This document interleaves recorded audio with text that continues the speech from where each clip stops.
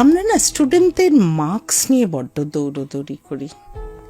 সত্যি কথা কি জানো তো, অনেক স্টুডেন্ট প্রচুর মার্কস পেয়েছে 11-12 বা 9-10-এ। Does that matter? কেননা তুমি তারপরে 5 বছর পরে যখন খবর নেবে তখন দেখবে এই 98.3 বা 1 অনেকেই এক্সিস্টই করছে না। You need to have something more, যার জন্য তুমি আলটিমেটলি সাকসেসফুল হবে। সেখানে কিন্তু সবসময় মার্কস কথা বলে না। সো আই উড সে প্যারেন্টসরা যেন এই মার্কসের পিছনে না ছোটে, স্টুডেন্টদের নিজেদের মতন পড়তে দেওয়া উচিত।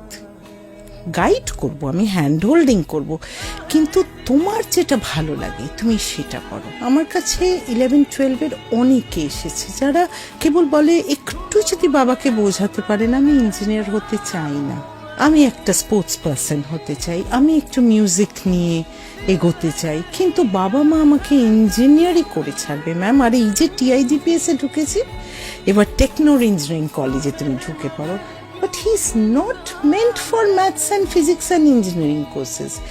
তাই আমার ফার্স্টটাই হচ্ছে যে স্টুডেন্টদের যেন নিজেদের মতন পড়তে দেওয়া হয়।